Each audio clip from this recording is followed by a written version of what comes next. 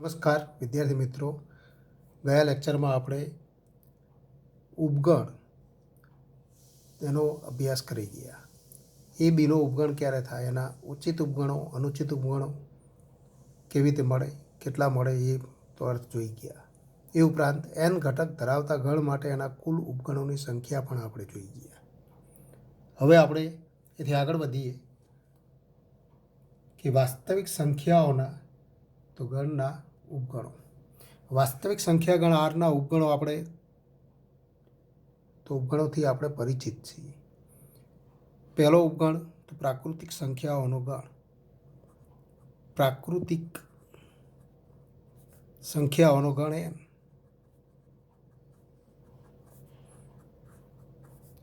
n equal to 1 2 3 up to. એ જ રીતે પૂર્ણાંક સંખ્યાઓનો ગણ.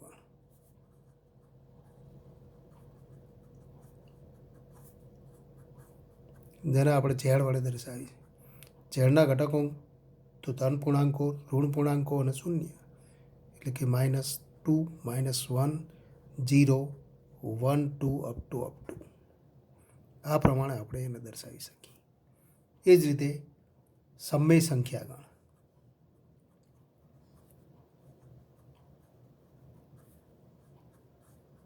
સમય સંખ્યાઓનો ગણ જેને આપણે ક્યુ સંકેત વડે દર્શાવીએ. અહીં n અને ઝેડને આપણે યાદીની રીતે દર્શાવી શકીએ. ક્યારેક પ્રાકૃતિક સંખ્યા ગણ nને ગુણધર્મની રીતે પણ લખી શકાય, પણ સમય સંખ્યાઓના ગણ ક્યુને માત્ર ગુણધર્મની રીતે જ લખી શકાય, યાદીની રીતે દર્શાવી શકાય નહીં. તો અહીંયા આપણે જોઈએ ક્યુ એટલે કે સમય સંખ્યાઓનો ગણ.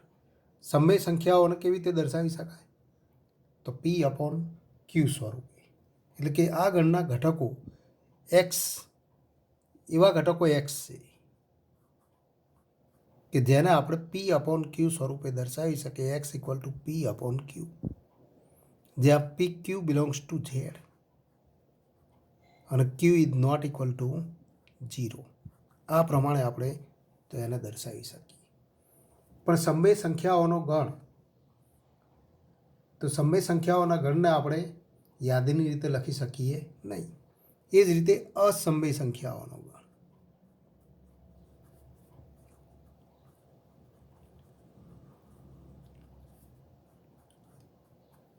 અસમય સંખ્યાઓનો ગણ કયો થાય? તો R-Q. આરમાંથી વાસ્તવિક સંખ્યા ગણ આરમાંથી ક્યુ બાદ કરો.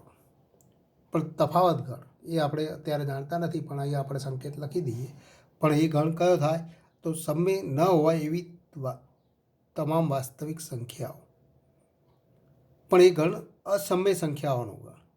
સમય તો એક્સ સમય ન હોય, એટલે કે એવા ઘટક એક્સ કે જ્યાં x not belongs to Q. X not belongs to Q. X belongs to R. X belongs to R. તો આ ગણને આપણે અસમય સંખ્યાઓનો ગણ કહીશું. હવે એથી આગળ વધીએ, એને ટી સંકેત વડે દર્શાવીશું. તો એને ટી સંકેત વડે દર્શાવીશું. તથા વાસ્તવિક સંખ્યાઓનો ગણ આર, એ તો આપણે પરિચિત છીએ. વાસ્તવિક સંખ્યાઓનો ગણ આર. અહીં આપણે જાણીએ છીએ કે તો આ બધા ગણ વચ્ચેનો સંબંધ આપણે જાણીએ છીએ. N is a subset of Z અને Z is a subset of Q અને Q is a subset of R લખી શકાય. એ ઉપરાંત T is a subset of R, પણ N not subset of T. N એ ટીનો ઉપગણ નથી, તો નોટ સબસેટ ટી, કારણ કે ટી એ અસમય સંખ્યાઓનો ગણ. એન તો પ્રાકૃતિક સંખ્યાઓ, જે બધી સમય સંખ્યાઓ. ઝેડ પણ પૂર્ણાંક સંખ્યાઓ છે, તો Z not subset of T પણ લખી શકાય અને Q not subset of T. એ ઉપરાંત ક્યુ અને ટી એ બંનેનો યોગગણ કરીએ તો આર મળે. તો આ સંખ્યાગણનો પરિચય છે. હવે આપણે તો કેટલાક વાસ્તવિક સંખ્યાગણ આરના કેટલાક વિશિષ્ટ ઉપગણો, જેને આપણે અંતરાલ તરીકે ઓળખીએ. તો આરના ઉપગણ તરીકે અંતરાલ. તો આરના ઉપગણ તરીકે અંતરાલ કેવી રીતે મળે તો એ આપણે જોઈએ. ધારો કે એ બી બિલોંગ્સ ટુ આર, તો જુદા જુદા અંતરાળો આપણે જોઈશું. પહેલું આપણે જોઈએ, ધારો કે એ બી બિલોંગ્સ ટુ આર, એ અને બી કોઈ વાસ્તવિક સંખ્યા અને એ લેસ ધેન બી, એ બી કરતાં નાનું છે. તો વાસ્તવિક સંખ્યાઓનો ગણ એવો ગણ કે જે એ અને બીની વચ્ચે હોય. એનો અર્થ કે આપણે લખી શકીએ કે વાસ્તવિક સંખ્યાઓ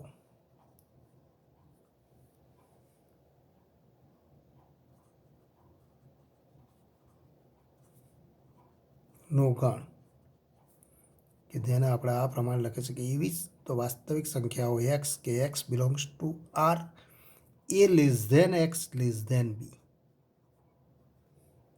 ને વિવૃત અંતરાલ કહેવાય.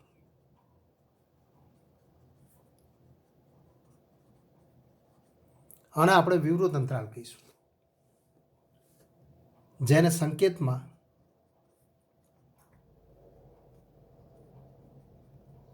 ઓપન ઇન્ટરવલ એ બી, એના માટે આ રીતે વંચાય, ઓપન ઇન્ટરવલ એ બી વડે દર્શાવાય.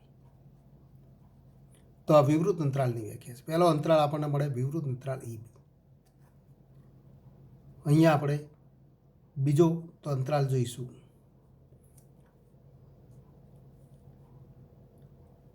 ઓપન ઇન્ટરવલ એ બી. તેનો અર્થ પણ આપણે જોઈએ કે એવી સંખ્યાઓ એક્સ કે જે આરમાં હોય, એટલે કે એવી તમામ વાસ્તવિક સંખ્યાઓ જે એ કરતાં મોટી હોય અને બી કરતાં નાની હોય, A less than x less than B. એનો અર્થ કે જો વાસ્તવિક સંખ્યા એ અને બી માટે એ લેસ ધેન બી હોય તો એ અને બી વચ્ચે રહેલી તમામ વાસ્તવિક સંખ્યાઓનો ગણ પણ એ અને બીની વચ્ચે હોય, પણ એ અને બી એનો ઘટક નથી.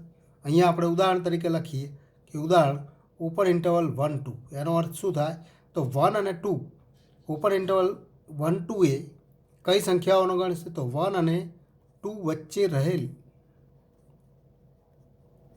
તમામ વાસ્તવિક સંખ્યાઓનો ગણ.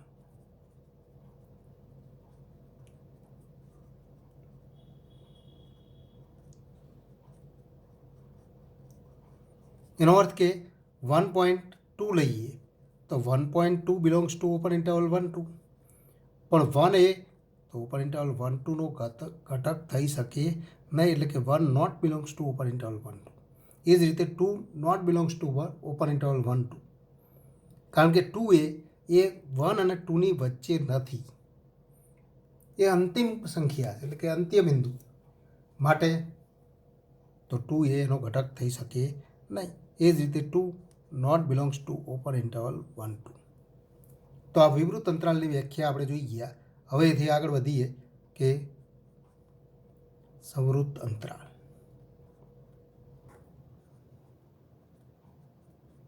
સંવૃત અંતરાલની વ્યાખ્યા પણ આ જ રીતે લખી શકાય. ધારો કે એ બી બિલોંગ્સ ટુ આર, ધારો કે એ બી બિલોંગ્સ ટુ આર અને એ લેસ ધેન બી, તો વાસ્તવિક સંખ્યાઓનો ગણ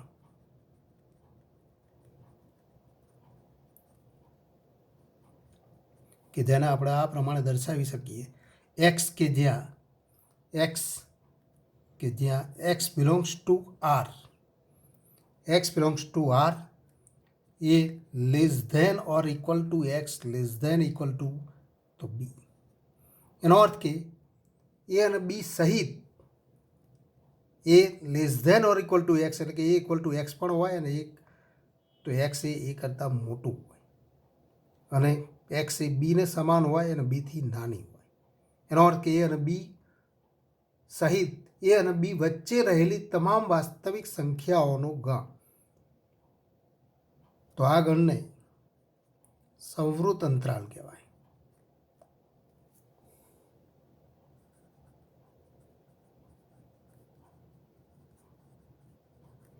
તો આ ગણને સંવૃત અંતરાલ કહેવાય, જેને સંકેતમાં ક્લોઝ ઇન્ટરવલ એ બી વડે દર્શાવાય.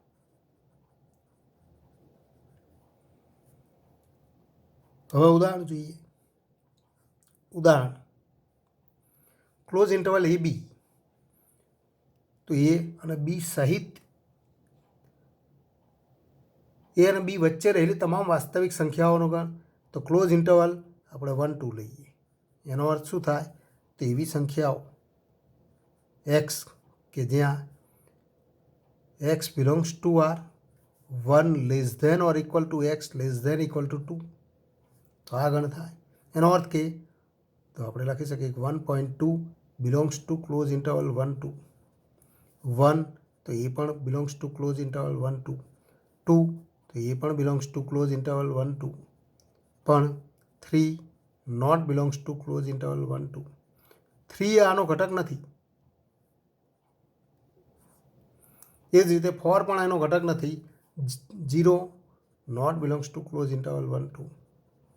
આમ આપણે કહી શકીએ કે 1 અને 2 સહિત 1 અને 2 વચ્ચે રહેલી તમામ વાસ્તવિક સંખ્યાઓનો ગણ. આ ગણનો ઘટક થવા માટે એ 1 અથવા 1થી મોટો અને 2 અથવા 2થી નાનો હોવો જોઈએ. કોઈ પણ વાસ્તવિક સંખ્યા આપણે લઈએ એ 1 અથવા 1થી મોટી અને 2 અથવા 2થી નાની હોય તો જ આ ગણનો ઘટક થઈ શકે. તો એ આપણે ધ્યાનમાં રાખીશું. હવે એથી આગળ વધીએ.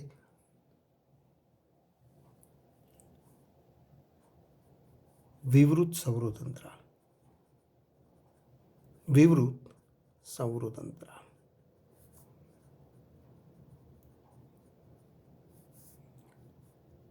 ધારો કે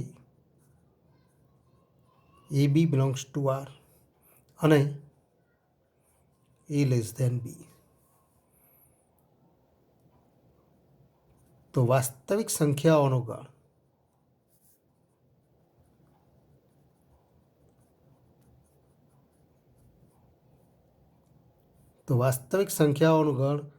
એક્સ કે જ્યાં એક્સ બિલોંગ્સ ટુ આર અને એ લેસ ધેન, અહીંયા આપણે વિવૃત લખેલું છે તો A less than x less than equal to B, A less than x less than or equal to B લઈશું, જેને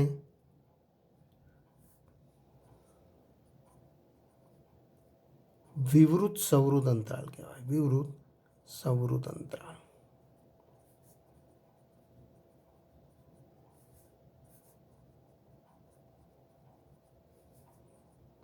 અને તેના સંકેતમાં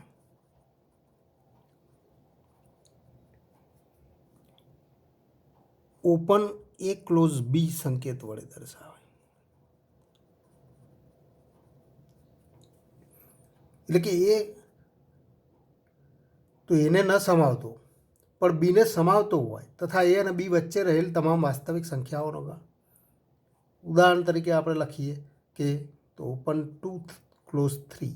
એનો અર્થ શું થાય? તો એવી સંખ્યાઓ એક્સ બિલોંગ્સ ટુ આર કે 2 less than x less than or equal to 3. અહીં આપણે જોઈ શકીએ છીએ કે 2 not belongs to open interval open 2 close તો 3, પણ 3 બિલોંગ્સ ટુ તો ઓપન 2 ક્લોઝ 3. આમ 2 અને 3 વચ્ચે હોય એવો કોઈ પણ ઘટક તો 2.5 તો બિલોંગ્સ ટુ ઓપન 2 ક્લોઝ 3. હવેથી આગળ વધીએ તો અહીંયા ઓપન ક્લોઝ એ બી એટલે કે તો એને ન સમાવતો પરંતુ બીને સમાવતો અને એ અને બી વચ્ચે રહેલી તમામ વાસ્તવિક સંખ્યાઓનો ગણ. આ જ રીતે સવૃત વિવૃત અંતરાળ પણ આપણે સમજી શકીએ. સવૃત વિવૃત અંતરાળ. સવૃત વિવૃત અંતરાળ એટલે કે તો ફરી આપણે લખી શકીએ એના માટે ટૂંકમાં તો હવે વ્યાખ્યા લખવાની જરૂર નથી પણ એના આધારે સીધું લખી શકીએ કે ક્લોઝ એ ઓપન બી અને ઇક્વલ ટુ કયો ગણ થાય? તો એવી સંખ્યાઓ એક્સ તો એક્સ કે જે X belongs to R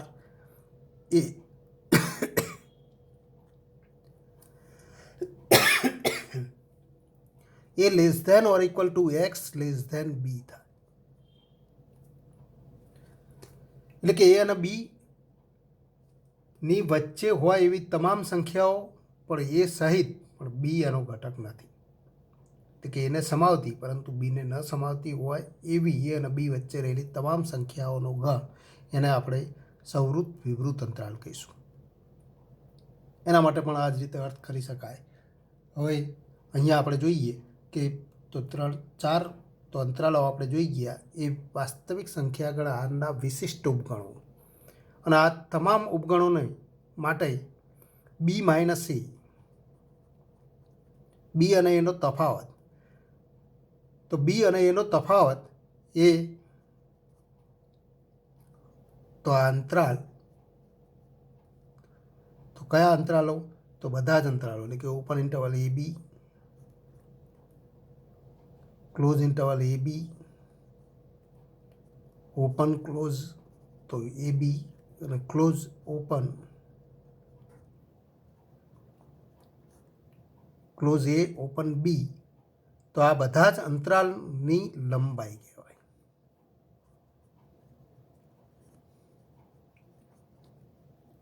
B minus એ દ્વારા જે સંખ્યા મળે એ સંખ્યા એ આ બધા અંતરાલની લંબાઈ કહેવાય.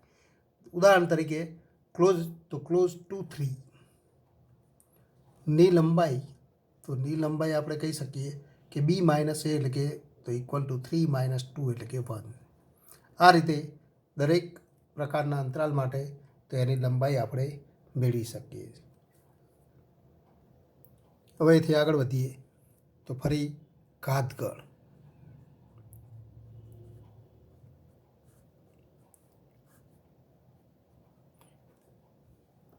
કોઈ પણ ગણ આપણને આપેલો હોય તો એના તમામ ઉપગણોથી બનતો ગણ એ આપેલ ગણનો ઘાતગણ કહેવાય.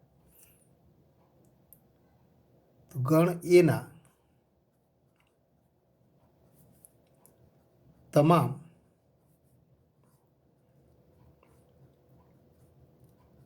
ઉપગણોથી બનતા ગણને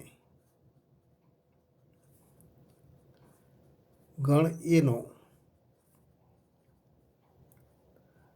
ઘાતગણ કહેવાય. જેને સંકેતમાં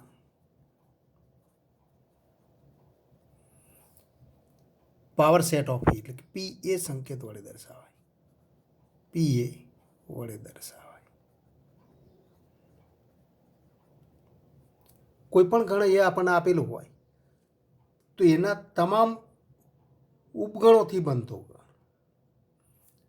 અહીંયા ઉદાહરણ તરીકે આપણે જોઈએ, ત્યારબાદ એની તાર્કિક વ્યાખ્યા આપણે લખીશું. ઉદાહરણ એ ઇક્વલ ટુ 1 2 લઈએ. એમાં 2 ઘટકો છે 1 2, પણ એના તમામ ઉપગણો આપણે જાણીએ તો એ ઉપગણોની યાદી લખીએ તો પ્રથમ ઉપગણ મળે ખાલી ગણ 5, એક પણ ઘટક ન ધરાવતો ગણ. ત્યારબાદ એક એક ઘટકો ધરાવતા 2 ઉપગણો મળે 1 અને 2. ત્યારબાદ તો આ બંને ઘટકો એટલે 2 ઘટકો ધરાવતા ઉપગણો 1 2. તો આટલા તમામ, તો એના શક્ય તમામ ઉપગણો 4, અને માટે આપણે કહી શકીએ એનો ઘાતગણ, તો એનો ઘાતગણ જેને આપણે પાવર સેટ ઓફ એ સંકેત વડે દર્શાવીએ. તે અહીંયા તમામ ઉપગણોનો ગણ, ઉપગણોને સમાવતો ગણ. એનો અર્થ કે ઘાતગણના ઘટકો પોતે ગણ સ્વરૂપે.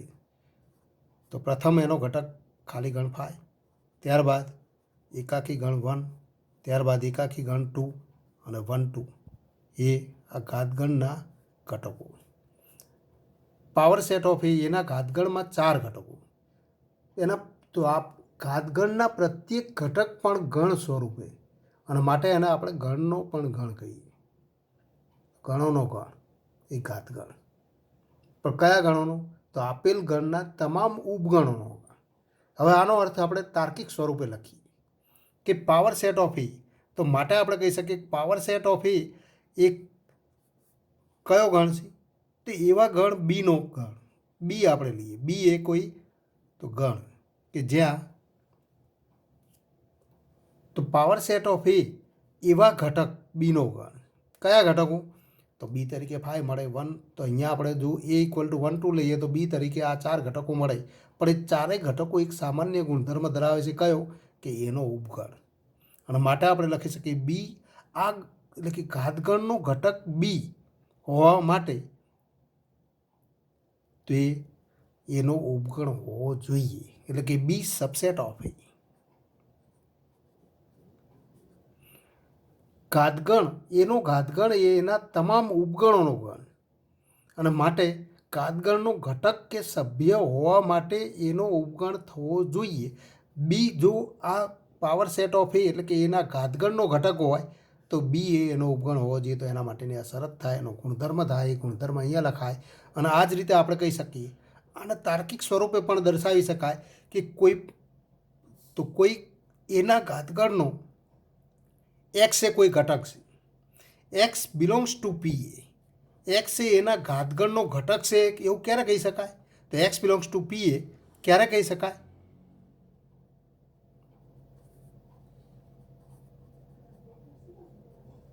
એક્સ એ એના ઘાતગણનો ઘટક થાય કે કેમ તેવું ક્યારે કહી શકાય? તો એના માટે કઈ શરતની ચકાસણી કરવી પડે? તો અહીંયા આપણે કહી શકીએ ઘાતગણનો ઘટક બી હોવા માટે બી સબસેટ ઓફ એ થવું. તો બીની જગ્યાએ એક્સ લખી દો. એક્સ એ ઘાતગણનો ઘટક હોવા માટે એક્સ સબસેટ ઓફ એ થવું જોઈએ. એટલે કે ક્યારે કહી શકાય? જો એક્સ સબસેટ ઓફ તો એક્સ સબસેટ ઓફ એ થાય ત્યારે આપણે કહી શકીએ એક્સ બિલોંગ્સ ટુ પી એ. અને માટે આપણે કહી શકીએ આ તાર્કિક વ્યાખ્યા થાય કે X belongs to P A તો ઇમ્પ્લાઇઝ એક્સ સબસેટ ઓફ એ. અને તો ફરી આપણે આ જ વ્યાખ્યાને બીજા સ્વરૂપમાં લખીએ. જો એક્સ એ એનો ઉપગણ હોય, એક્સ એ એનો કોઈ ઉપગણ હોય તો આપણે કહી શકીએ એક્સ બિલોંગ્સ ટુ પી એ થાય. એટલે કે આ બંને તરફ સત્ય છે. માટે આપણે તો તાર્કિક વ્યાખ્યા આ પ્રમાણે લખી શકીએ X subset of A double implies X belongs to P A. તો ઘાતગણની આ તાર્કિક વ્યાખ્યા, તો આ વ્યાખ્યા ખૂબ મહત્વની છે કે જો એક્સ સબસેટ ઓફ એ તો એક્સ બિલોંગ્સ ટુ પી એ, અને જો x belongs to P A તો એક્સ સબસેટ ઓફ એ થાય. અને માટે આપણે કહી શકીએ કે જો આપણને કોઈ પરિણામ લખેલું હોય કે સી બિલોંગ્સ ટુ, તો C belongs to P A. C એ એના ઘાતગણનો ઘટક છે તો એના ઉપરથી કયું પરિણામ મળે? તો સી સબસેટ ઓફ એ થાય જ. તો સી સબસેટ ઓફ એ થાય. અને એ જ રીતે જો સી સબસેટ ઓફ એ તો સી બિલોંગ્સ ટુ પી એ થાય. એટલે એ જ રીતે આપણે બીજું પરિણામ લખીએ, સંકેત બદલી દઈએ કે વાય સબસેટ ઓફ એ. જો વાય સબસેટ ઓફ એક્સ હોય તો આપણે શું કહી શકીએ કે વાય એ તો બિલોંગ્સ ટુ પી એક્સ, એક્સના ઘાતગણનો એ ઘટક થાય. તો તાર્કિક પદનો ઉપયોગ આપણે આ રીતે કરીશું.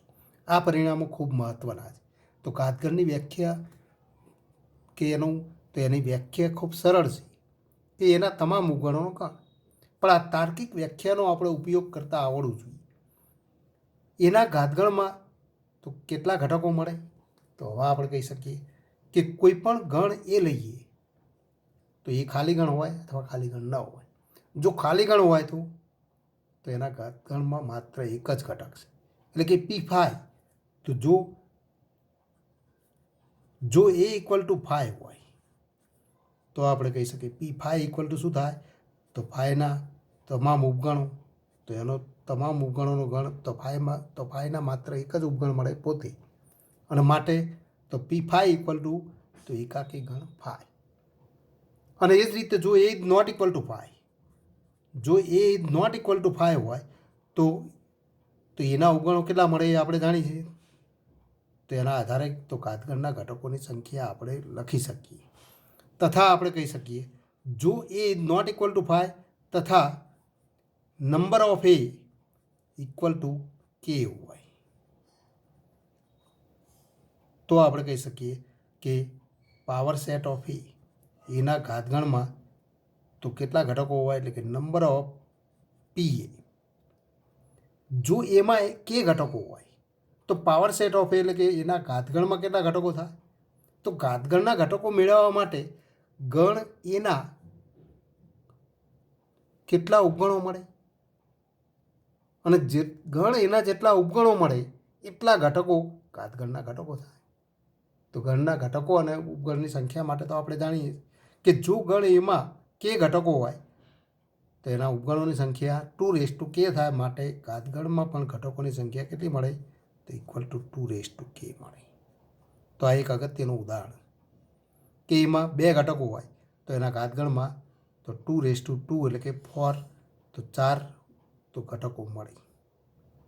આથી વિરુદ્ધ સ્વરૂપે પણ લખી શકીએ કે NPA ઇક્વલ ટુ તો 8 હોય, એના ઘાતગણમાં 8 ઘટકો હોય તો એમાં કેટલા ઘટકો હશે તો અહીંયા NPA ઇક્વલ ટુ 8 તો ફરી આને 8 સાથે સરખાવો. 8 ઇક્વલ ટુ 2k પણ તો 8 ઇક્વલ ટુ 2q માટે k ઇક્વલ ટુ 3 એટલે કે એમાં 3 ઘટકો હશે. અહીંયા 2 રીતે પરિણામ આ મહત્ત્વનું છે. તો આ એક અગત્યનું પરિણામ છે. તો આ પરિણામ આપણે યાદ રાખીશું. આ પરિણામ ખૂબ મહત્ત્વનું છે, જેના ઉપર આધારિત ક્યારેક તો 1 માર્કનો પ્રશ્ન હોઈ શકે કે જો એમાં કે ઘટકો હોય તો એના ઘાતગણમાં કેટલા ઘટકો મળે તો 2k મળે, જે આપણે અગાઉ જોઈ ગયા. હવે તો સાર્વત્રિક ગણ. સાર્વત્રિક ગણ કોને કહેવાય તો સાર્વત્રિક ગણનો પણ અર્થ આપણે જાણીએ કે કોઈ વિશિષ્ટ સંદર્ભમાં આપણે એક નિશ્ચિત મૂળભૂત ગણના ઉપગણો અને એ જ ઘટકો સાથે આપણે કામ કરતા હોઈએ તો વિશિષ્ટ સંદર્ભમાં એ આપેલ ગણને તો વિશિષ્ટ સંદર્ભમાં એને સાર્વત્રિક ગણ તરીકે કહી શકાય.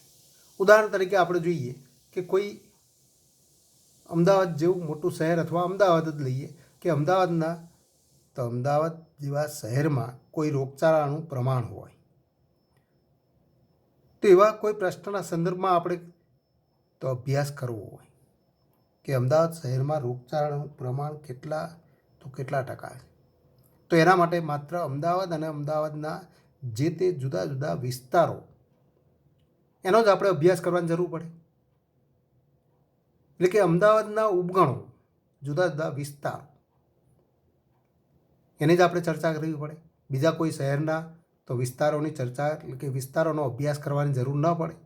ત્યારે તો અમદાવાદ શહેરના કોઈ પ્રશ્નને લગતા તો અભ્યાસ માટે અમદાવાદ અને અમદાવાદના જુદા જુદા વિસ્તારોનો જ આપણે ઉપયોગ કરીએ છીએ. ત્યારે તો એ પ્રશ્નના સંદર્ભમાં અમદાવાદ શહેર એનો સાર્વત્રિક ગણ થાય. વસ્તી ગણતરી હોય તો સમગ્ર વિશ્વમાં રહેતો તો વ્યક્તિઓનો ગણ એનો સાર્વત્રિક ગણ થાય. ટૂંકમાં આપણે કહી શકીએ કે જે તે તો કોઈ પ્રશ્નના સંદર્ભમાં એટલે કે આપણે લખી શકીએ કે કોઈ પ્રશ્નના સંદર્ભમાં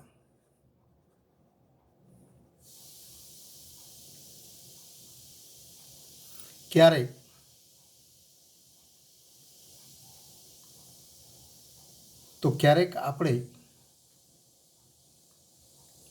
આપણે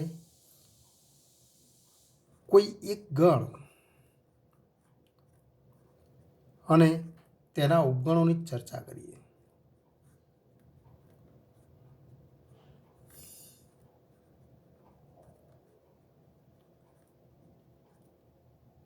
ત્યારે તે પ્રશ્નના સંદર્ભમાં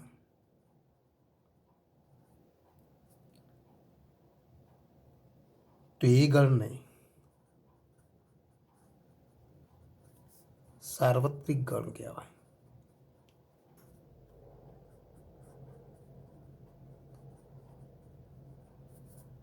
જેને સંકેતમાં ક્યારેક આપણે તો સંકેતમાં યુ વડે દર્શાવાય. યુનિવર્સલ સેટ એટલે કે યુ વડે દર્શાવાય.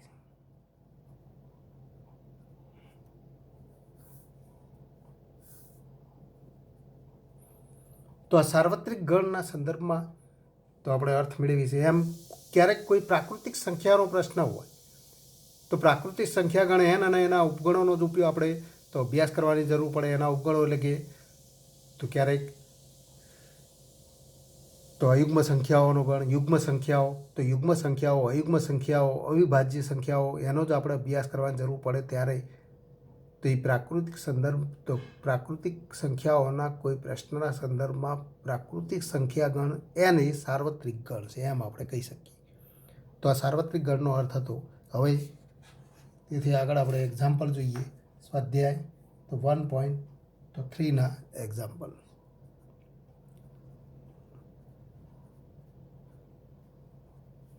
સ્વાધ્યાય 1.3ના એક્ઝામ્પલ્સ ખૂબ સરળ, એટલે કે એમાં આપણે તો કેટલાક તો એક્ઝામ્પલમાં તો જોઈએ. એમાં એક્ઝામ્પલ નંબર 2. એક્ઝામ્પલ 1 ખૂબ સરળ છે કે ગણ એ એનો ઉપગણ થાય કે કેમ, જે આપણે ઉદાહરણમાં જોઈ ગયા એના આધારે તો એ ગણતરી કરી શકાય એવા છે. એક્ઝામ્પલ નંબર 2 જોઈએ. એક્ઝામ્પલ 2માં જોઈએ કે નંબર 1, ગણમાં બે ઘટકો છે AB not subset BCA. Not subset BCA સત્ય છે કે અસત્ય તે નક્કી કરો. તો આ સત્ય થાય કે અસત્ય?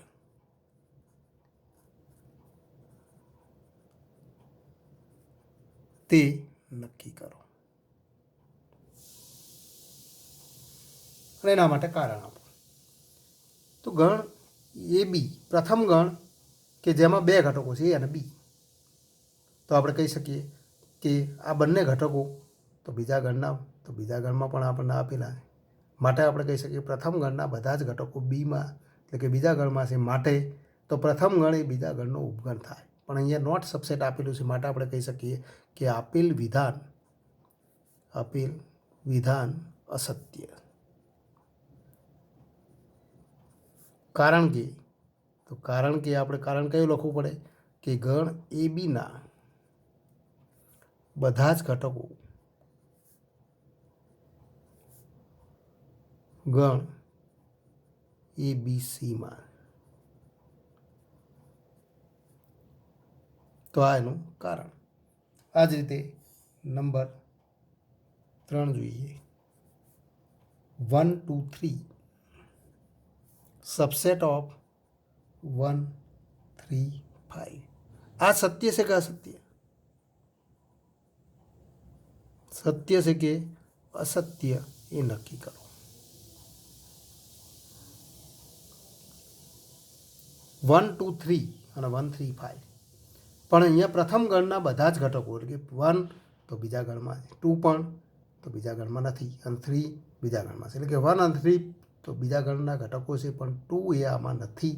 માટે 1 2 3 ત્રણ ઘટકો આમાં નથી, માટે એનો ઉપગણ થાય એવું કહી શકાય નહીં. માટે આપણે કહી શકીએ કે અહીં આપેલ વિધાન અસત્ય.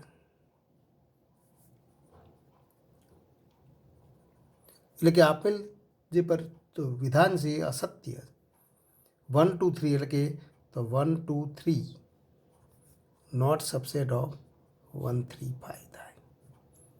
કારણ તરીકે લખી શકાય, કારણ કે 2 બિલોંગ્સ ટુ 1 2 3,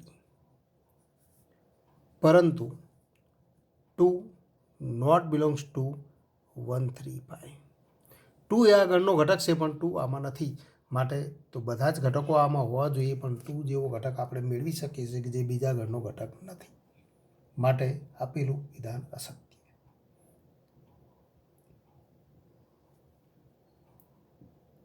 હવે આગળ જઈએ. એક્ઝામ્પલ નંબર 4 લઈએ. એક્ઝામ્પલ 4. ગણના તમામ ઉપગણો લખો.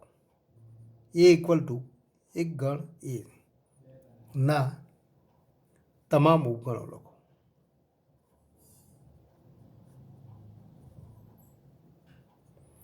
આ ગણમાં એક જ ઘટક છે, તો એના તમામ ઉપગણો.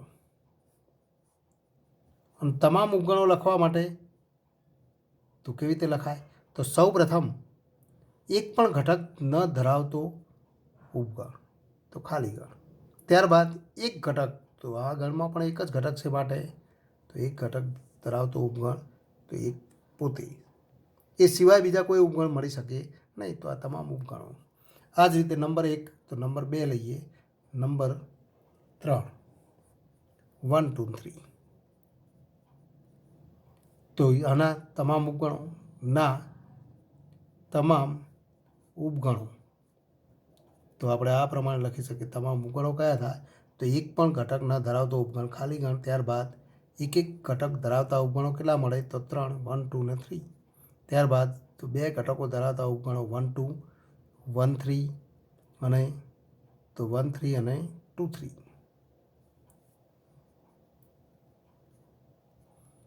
ત્રણ ઘટકો ધરાવતો ગણ પોતે કે 1 2 3. તો આ પ્રમાણે તમામ ઉપગણો આપણે દર્શાવી શકીએ.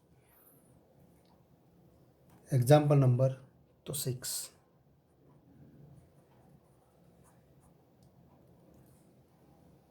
અંતરાલ સ્વરૂપે દર્શાવો.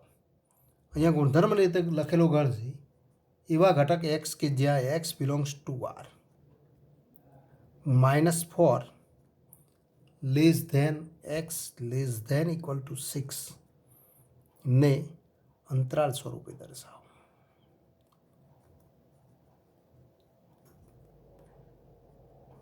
તો આના અંતરાલ સ્વરૂપે કેવી રીતે દર્શાવી શકાય? તો અંતરાલ સ્વરૂપે દર્શાવવા માટે આ ગણના ઘટકો કયા સ્વરૂપમાં છે? તો એવી સંખ્યાઓ કે જે -4 કરતાં મોટી અને 6 કરતાં નાની. તો 6 એનો ઘટક છે પણ -4 એનો ઘટક નથી. તો કયો અંતરાલ મળે? તો આપણે કહી શકીએ કે વિવૃત સવૃત અંતરાલ મળે. એટલે કે તો અંતરાલ સ્વરૂપે આ પ્રમાણે આપણે દર્શાવી શકીએ: ઓપન ઇન્ટરવલ -4 ક્લોઝ 6. આ જ રીતે નંબર 2 નંબર 3 લઈએ. એક્સ કે જ્યાં x belongs to R x belongs to R 0 less than equal to x, તો 0 less than equal to x less than 7. તો આના અંતરાલ સ્વરૂપે દર્શાવો ને અંતરાલ સ્વરૂપે તો આપણે આ પ્રમાણે દર્શાવી શકીએ. કયા સ્વરૂપે દર્શાવી શકાય? તો કઈ સંખ્યાઓ છે? 0 અથવા 0થી મોટી અને 7થી નાની. 0 એનો ઘટક છે પણ 7 એનો ઘટક નથી, માટે ક્લોઝ ઓપન તો ઇક્વલ ટુ ક્લોઝ 0 ઓપન 7. તો આ પ્રમાણે તો કોઈ પણ ગુણધર્મની રીતે તો વાસ્તવિક સંખ્યાગણ આરનું નિરૂપણ જો આપણને મળતું હોય અને એના અંતરાલ સ્વરૂપે દર્શાવી શકાય તો આપણે તો દર્શાવી શકીએ.